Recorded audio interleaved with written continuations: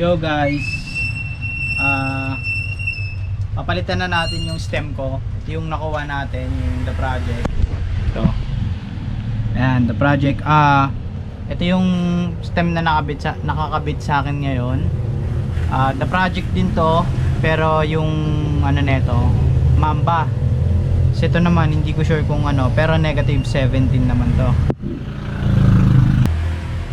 Ano ba yung kailangan pag magpapalit tayo ng stem? Siyempre kailangan natin ng allen. So ito yung gamit ko. And yung sukat na gagamitin natin is dalawa, 4 and 5. So ito yung number 5, yung medyo malaki, and then yung number 4. Ayan. Tatanggalin ko muna siyempre yung drop bar ko. Ayan. So luwagan lang natin yung mga bolts.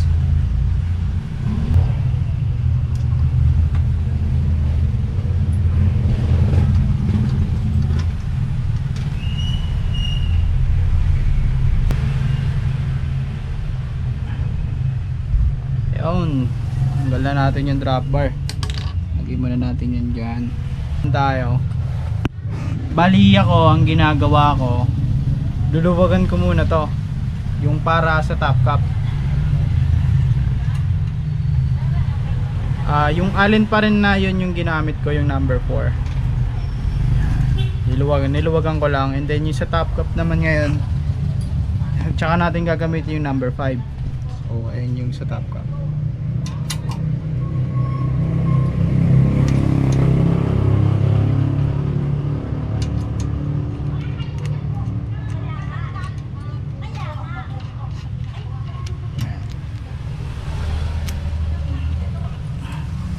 Tapos, ine-next ko na yung para sa stem, yung pinagkakapitan niya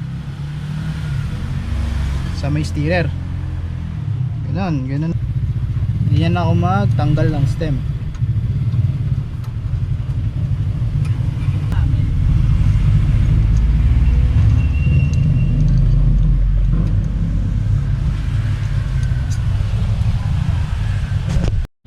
Bale yan, natanggal na yung stem. Ito na.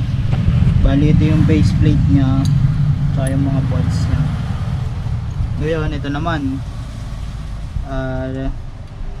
luluwagan ko muna to para makabit ko yung drop bar.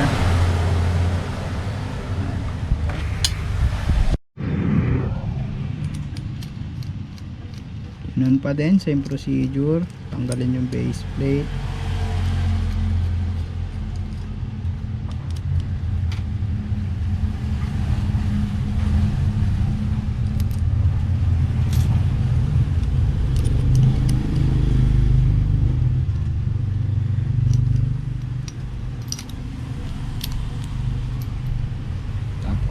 Drop bar.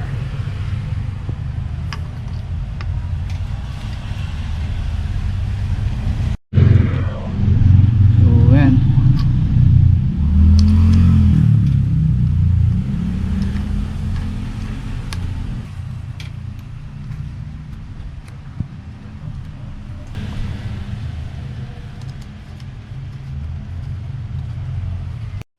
So bali ito na, papasok na natin sa steerer tube. Ayan. Tapos yung top cap, so angas, pasok na natin. Hindi ko muna sinisigapan tong dalawa pagka ganyan. Una ko tong sinisigapan yung top cap bolt. Ayan. So yung isang allen ulit para sa ating top cap. So yan.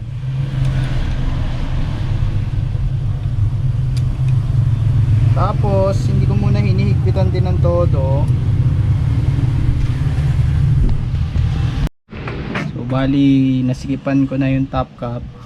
And then ito na lang. Yan. Tapos papantayin na natin yung drop bar. Ayan.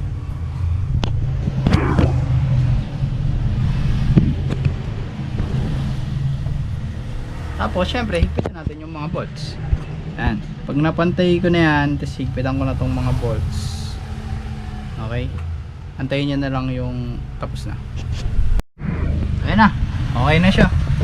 Ayan, naigpitan ko na yung mga bolts para sa drop bar, din yung para sa steerer para hindi maluwag yung stem. Ayan na.